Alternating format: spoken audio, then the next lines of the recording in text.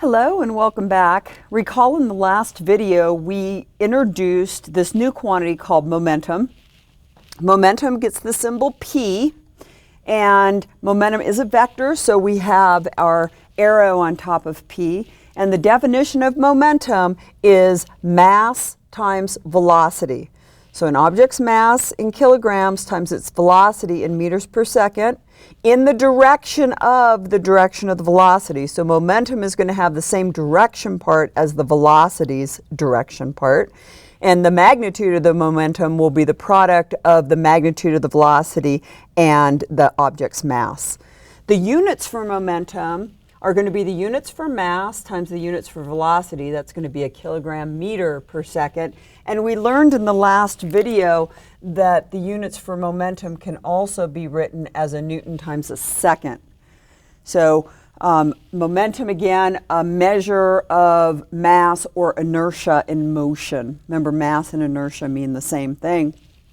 And then we are able to use this new concept of of momentum to more correctly write down Newton's second law. So remember, Newton's second law, as we've been using it up to present, is that the net force exerted on an object is equal to the object's mass times its acceleration, and substituting acceleration as change in velocity over change in time, and then tucking the mass under the delta symbol gives us the change in the momentum over the change in time. And so this is the more correct form of Newton's second law. And just rearranging it, you see I can write by multiplying by delta t on both sides that the change in momentum of an object is equal to the net force exerted on it times the time over which the net force is exerted. So notice that if F net is 0, then delta P is equal to 0. So this is if F net is equal to 0. So only forces that you actually plug in for calculating the net force are external forces. So let's talk about a system in which there are no net forces acting.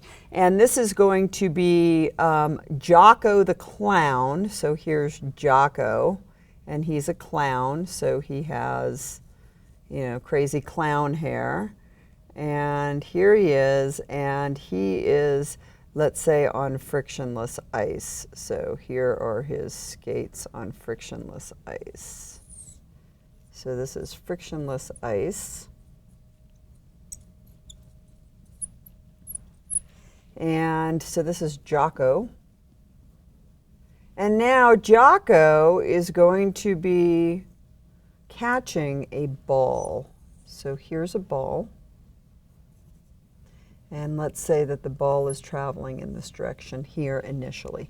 So the initial velocity of the ball, we're going to have two initial velocities here, one for Jocko and one for the ball. So let's say this is V naught B is going to be equal to, let's say, 1 meter per second. And notice that it is directed, as we traditionally say, in the negative direction because it is to the left. So let's go ahead and call this direction positive and this direction negative. And we'll use those in a moment. Let's say that the initial velocity of Jocko is 0. In other words, he's just standing there on the frictionless ice. The ball is coming in. He's going to catch the ball. And the question is, what is the final velocity of Jocko and the ball as they move off as one mass after their collision? So we need to give a Jocko a mass, and let's say that the mass of Jocko is 59 kilograms. And let's say that the mass of the ball is 1 kilogram. Just trying to make numbers easy here for us. Okay, so let's look horizontally at what's going on. We don't have any external forces acting horizontally when we consider the ball and Jocko as a system. So our system is comprised of Jocko plus the ball. Notice that we do have a force vertically, externally on the ball, and that's of course the force of gravity, but we're not necessarily looking vertically at all, because when Jocko is in contact with the ball, we're saying the ball is moving horizontally at 1 meter per second, and the net force, once Jocko and the ball become one, the net force vertically is also zero. In other words, there's as much force going to be exerted upward by the ice on Jocko and the ball as there is the force of gravity exerted downward on Jocko and the ball. So the net force vertically is going to be zero. All right, so if the system is comprised of both Jocko and the ball, then the net force exerted on Jocko on the ball is zero. There is no net force exerted on Jocko and the ball. So horizontally then we can, or vertically as well, we can say that the change in the momentum horizontally for the system, and horizontally I'm using the symbol X, right? This is the x-axis, that this is going to be for the system is equal to zero, because F net is zero. Remember that this external force would be what's written here along the x dimension times the time, but we know that the net external force is zero, so this is going to be zero. So, and I need to get the arrow off of there because I'm just talking about the x-axis. So this is zero then. The change in the momentum along the x direction for the system then is equal to zero. So what does change in momentum mean? Well, remember that's final minus initial. So this is the momentum of the system after the collision minus the momentum of the system before the collision.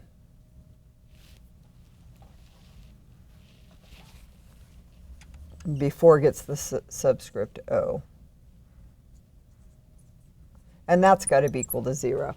So that means that the momentum before the collision is equal to the momentum after the collision. So momentum of the system before the collision and after the collision are the same. So now we can plug those in. So the momentum after the collision is going to be the mass of Jocko plus the mass of the ball times their final velocity. And the momentum before the collision, so this is the momentum after the collision, and the momentum before the collision is going to be equal to the mass of Jocko times his initial velocity plus the mass of the ball times its initial velocity. But Jocko's initial velocity is zero. And notice that we're just writing this in one dimension right now. We're just along the x-axis, so we're using positives and negatives to keep track of the direction part of momentum, because of course it is still a vector and so is velocity. So I can write this then as the ball's mass times the initial velocity of the ball. So I can now set these two quantities equal to one another because the momentum before the collision and the momentum after the collision are the same as one another. So setting them equal to one another, I have then that the mass of Jocko plus the mass of the ball times their final velocity is going to be equal to the mass of the ball times the initial velocity of the ball. So calculating for the final velocity, then the final velocity is going to be the mass of the ball times the initial velocity of the ball divided by the sum of the mass of Jocko and the mass of the ball. And if we plug in all of those numbers, and notice that the velocity of the ball is actually going to get a negative sign because it is pointing in the negative direction. So we're going to actually put a negative sign right in there. And plugging in all of these values, then we're going to have the mass of the ball, which is 1 kilogram times -1 meter per second, and then we're going to divide that by the sum of the mass of Jocko and the mass of the ball, and what we're going to get is a minus 0.017. And of course, you see the mass units will cancel in the numerator and denominator, and we're just going to have units of meters per second. So what's the significance of the negative sign? Well, that means that the final velocity continues in the negative direction and is a much smaller value than the original pre-collisional velocity of the ball. And of course that makes sense, because once the ball collides with Jocko, now there is a lot more mass to be moved along that same negative direction, and so the system sacrifices the speed for a larger amount of mass to be moved. So the momentum before, which was all in the ball, is equal to the momentum after, which is in the ball and Jocko. So those products are still the same. The mass of the velocity, the mass of the ball times the velocity of the ball before the collision is equal to the mass of the ball and Jocko times their velocities after the collision. And so this is a conservation of momentum, in that any time you have a system in which the external forces add to zero that are acting on that system, then you have a conservation of momentum. Momentum cannot change. The momentum before some event happens and the momentum after that event happens are the same if the external forces acting on that system sum to zero. So different objects can pick up larger amounts of momentum, but it's at the sacrifice of another object losing momentum, so that the system's collective sum of momentum remains constant in the absence of net external force. So let's look at how to apply this to a specific problem outside of Jocko and the Clown, one from your textbook, in the next video. So we'll see you then.